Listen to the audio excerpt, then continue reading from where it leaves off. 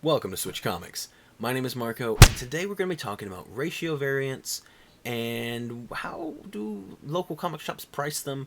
Kind of what are the reasonings? I see a lot of people, being like, "I can't believe this book is $100" or whatever it is. And with that, it's also included things like ash cans and one per stores and whatever other special unlockable, titles that they put on there.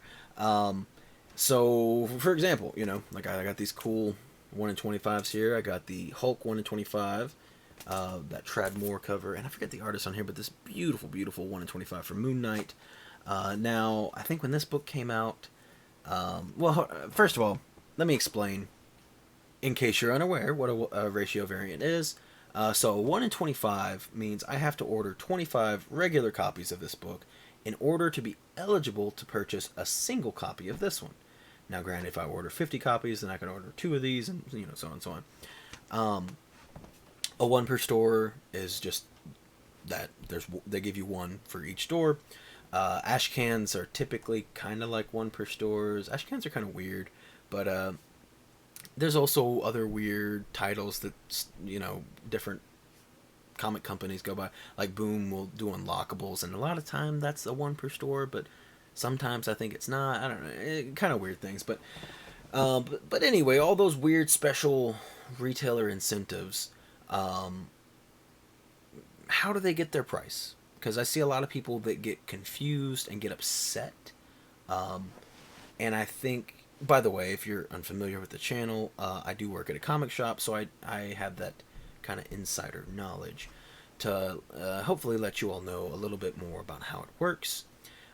The kind of general idea for a ratio variant, now one per stores obviously and stuff are different, but for a ratio variant, roughly like a 1 in 10 is going to be roughly $10. A 1 in 25 is roughly $25, and so on and so forth. There's 1 in 50s, 1 in 100s, 1 in 250s, 500s, 1000s, all kinds of different ones, and it's different for different comic companies and publishers and everything. So that's the rough kind of idea outline for pricing. Now, ultimately, what will decide the factor of the real price of each individual variant is supply and demand. Obviously, not all ratios are going to have an equal amount of demand. It might be just a gorgeous cover. It might be a first appearance or first cover appearance, or there's lots of different reasons that'll make a book more desirable. However, supply has all to do with obviously like how many books are being ordered. So like I always give a good example, Berserker, the Keanu Reeves book, has a whole bunch of ratio variants, and pretty much all of them are worth nothing because that book is severely overprinted. It's a very popular book, obviously, but with that, and especially at the beginning, they were doing so many ratio variants that they just drowned the market in ratio variants. And yeah, like now, if a new Berserker book comes out and we get a 1 in 25, we're probably lucky to make $10 off of it. We get a 1 in 50, we might get $15 or $20 off of it. And honestly, that's probably what we'll price it for. And a lot of times they still don't even sell at those prices. However, like when I think this Moon Knight book came out, I think it was roughly a $40 variant. Now, granted, I have no idea. I haven't looked at the price right now, but I'm just kind of using that as an example. And you might have gone to your shop and saw that for $40 or so and been like, well, that's a lot more than 25. They should be roughly about at the ratio value. But this cover is beautiful. Now, there is a little cameo appearance in this as well. I don't know if that's really heating up the book much at all. But it's... I mean, the Moon Knight series, this, Jed MacKay series has had a whole bunch of great covers, and I think this is one of the strongest covers they've put out so far. Absolutely beautiful. And that's going to make the book more desirable. And again, like I said, there is a cameo appearance. Maybe some people want to speculate it on for that reason. And, like recently, what was that Thor 20, that 1 in 25 was like going for like over $100, I think. But again, it was a first I say cameo appearance. Some people say full appearance. That's a different video topic. But regardless, so when there's more demand for the book, and there's not a crazy supply, because that's the thing. Like you have in the reverse aspect of like Berserker, you have certain books like Taskmaster #3 was the first appearance of a character named Taiguchi, and it was a very low print run book. People weren't really checking out the series. Great series, love the series, but yeah, it just wasn't something that a lot of people were getting into. And it's just a little 5-part mini series, but it had a surprise first appearance, and that 1 in 25. I mean, even the A cover is a valuable book, but yeah, the 1 in 25 of a low print run book, that's going to be a high value book. And so I hope you understand, supply and demand. It's a fairly simple concept. It runs true with all of comics. People always talk about how Hulk 181 is, there's a lot of those printed, but it's Hulk 181. Everyone wants one, so huge demand, and that's gonna make the price go up. But anyway, as far as like the fairness goes, because like I said, I do see people upset, and they'll talk about it. It's like, I can't believe this shop was charging this, that, or whatever. You have to understand that there are certain costs that go into the business of a comic shop, and we don't really. I feel like a lot of it's kind of gambling. So like when I place comic orders for my shop, and maybe I'm like looking at the cover, and I'm like, I think that's pretty cool. Now granted, I got a lot of people. I'm gonna make up some numbers here. I got a lot of people on for Moon Knight because like we always get the 1 in 25s, But let's just say maybe you're a smaller shop. Maybe your shop doesn't have a lot of Moon Knight readers. I don't know, whatever reason, or it's a different book, or this, that, or whatever. So I'm just using an example. Maybe you're like, oh, this is a really cool cover. I think we should get it. Someone will probably like to get it. However, we only have 15 people getting Moon Knight. Well, that means I have to order an extra 10 copies of Moon Knight in order to be eligible to order this. And then I have an extra 10 books I need to try to sell.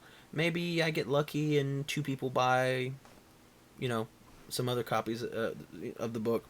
But then that leaves me 8 extra copies that I've spent money on. And that all gets kind of accrued into the cost. And so there are certain decisions that a comic shop will make in order to, I think present the best forward that they can. They want their customers to be able to have these cool. And I think you might not be into variants, might not be your thing, but people are into variants. And if you are into variants, you would like to see them at your shop, And if you're being real conservative with your purchasing, then yeah, I could safely make sure I never lose money and never order too many copies and this, that, or whatever. But then maybe I wouldn't have that many cool variants, and that would turn off certain customers, So I have to make certain business decisions, hoping that, and sometimes you might just make a bad call. You might think, oh, this is maybe it's a new book, for example. Maybe it's a brand new book, and you're like, I think people will really be into this, and it comes out, and it's terrible, and nobody likes it, and you ordered 25 copies, get the 1 in 25, and you only sold 3 copies, and didn't sell the 1 in 25, Sometimes that happens. I think something that's very common that people don't talk about at all, because I feel like I see a lot of people be like, oh man, I can't believe the price of this variant, but expensive wise, but I don't see anybody ever be like, oh man, I can't believe this 1 in 25 was only $10. It's I think it's very common that ratio variants actually kind of undersell. And again, everything has ratio variants nowadays and whatever, so they're not all special, but at the end of the day, that's kind of a weekly gamble that your comic shop has to make, on depending, because you never know these days, that like all of a sudden some things can be up for order, or sometimes, because also, in case you don't know, when I place a comic order, I don't necessarily see what the comic even looks like. Sometimes it just says, image coming soon, and that's the final cutoff. Like, I have to place the order. The book's not, coming out for a month or so, but I have to place the order then. And so I'll place it, and I have no idea what it's going to look like. Maybe I'm being conservative because I don't know what it looks like. And then suddenly it comes out, and it's a gorgeous cover. And I'm like, crap, I wish I ordered triple the amount I ordered, you know? And then everybody's asking me, do you have this? Do you have this? I'm getting phone calls. I'm getting people coming in and this, that, or whatever. And it's like, nope, I didn't know about it, you know? It happens pretty frequently, actually. Like, it's pretty shocking how many covers that I don't know what they look like when I when I have to place the order for them. But that's just kind of the world of a local comic shop. And we do our best. We try to make our best decisions. But ultimately, I guess the short answer, though, is that, yeah, we look at eBay and see how much a book is going for. That's what I do, at least at my shop. Every week when I go to price the ratio variants that are up on the wall, I'm like, well, let's see what this one's going for. Oh, people didn't really care for this one. Whatever, you know, throw this. Oh my God, this one's going crazy. It might be $100 variant if that's what it's going for. Because ultimately, the supply and demand will find that price. And again, you know, as the weeks go by and maybe the demand for it goes down, the price might drop. Sometimes it doesn't. That's what, like, I kind of... Actually, when this one, I didn't buy this when it first came out. Really cool Tread Mort cover. And this is the first, you know, cameo of Titan. My shop had it for $30. And I didn't get it. I think it was a really heavy week for me. And I was like, better save some money. But there's, every now and then, there's a cover that sticks in my brain. And it lights a fire. And I'm like, oh my God, I can't believe I didn't get that cover. And then I was like, okay, I got to get this one. And then when I started looking it up online, it was going for like $50, and I'm like, oh my goodness. I think I ended up paying. Oh my God, I'm holding it upside down. I think I ended up paying roughly $45 on eBay to get this cover back, and I could have got it at, you know, a significantly cheaper price, because that's another thing. People always say, like, oh, variant, they always go down or whatever, which I say most of the time they do. Sometimes they don't. So, you know, and it's kind of with everything with comics. It's a little bit of a gamble. You never know what tomorrow's going to bring and what comic is going to be worth this much or that much or whatever. Quickly, I do want to mention that if you're not following me over on Instagram, I posted some teasers for some new mystery boxes. If you didn't watch, I was over on Gary B's channel. What day was that? Sometime this week. I literally can't think right now. But I was over on Gary B's channel for his show, The 1011. It was a live stream. And on that, I mentioned that I might be doing some mystery boxes, because I tried to do some mystery boxes here recently. But I tried to do some big boy boxes. And I think I overstepped a little bit. And I've realized, yes, I am a smaller channel. I need to build my way up. So this weekend, this Sunday in particular, is going to be the release of some smaller mystery boxes. So I'm putting up some teasers on Instagram. There's 2 that's already out, and there will be more coming out until Sunday when they are released. They're going to be $60 shipped, and that's all the information you're getting from me so far. Follow me on Instagram, and then there'll be a video on Sunday also giving all the full details and everything. So back into ratio variants. Basically, you know, there was Something's Like Killing the Children. It was a surprise, like, gift, basically. And sometimes they'll do that. And I can't remember what that book was even called, but it was like a black cover, and it had like a little symbol on it or something. It was like a black symbol. It was really kind of hard to see, but it's cool looking in you know, real life. And I think that was like $100-ish book, if I don't recall correctly. And again, some people were like, oh my God, you know, because like, I can't remember, like, we probably technically only paid like $2 for it, but that's that positive that we're making. I can assure you there's some other negative. Like, for example, Deathstroke Inc. That was a series that came out some number of months ago. And for the number 1, we ordered 25 copies. And, you know, to get that 1 in 25, people like Deathstroke, they'll probably check it out. We probably sold like 5 copies of that book, maybe. Didn't sell the 1 in 25. So, big loss on our end. Sometimes we make a guess, a stab in the dark, and it is wrong. There's also other times where, even if a book, for example, blows up and, it's a new hot book, if we didn't order enough, then we really didn't make a lot of money. Even if we, didn't sell it for anything extra, that was an opportunity that we lost where if we had ordered extra, that maybe, we could have sold some more, and that would have been an opportunity to help us make some money, and we didn't get on that. Or maybe there's a second printing of a really hot book, and we're like, oh, people have been asking constantly about this one, about the first print anyways. Like, okay, let's order some second prints. And then we get the second prints in, and then nobody buys them, even though they're just cover price, So there's lots of areas in which you can make mistakes, and you're constantly kind of at this. Especially, you have to place these orders like a month before you even get the comics, and people's minds are constantly going from one thing to another thing about what they want, what comics they want to pick up. So you might place an order, and you're like, oh yeah, people are going to definitely buy this. And by the time a month passes, people don't care anymore. But on the reverse edge of that, because then you might say, well, just don't order that many comics. On the reverse edge of that, I have this constant thing I'm constantly hearing, this new book, you didn't order this many of that, and people are asking me, you don't have this, I'm looking for this, looking for this. It's like, nope, I didn't order that many of that book because I was being safe. And so sometimes I have to do my best to anticipate what people are going to buy. And sometimes I do get it right. Don't get me wrong. I don't want to sound like just every decision I make is wrong.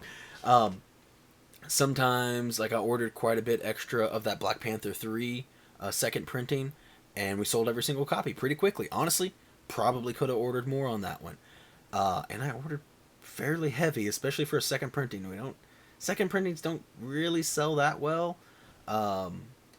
But yeah, we sold a lot of those second printings, and yeah, I think I probably could have ordered a decent amount more.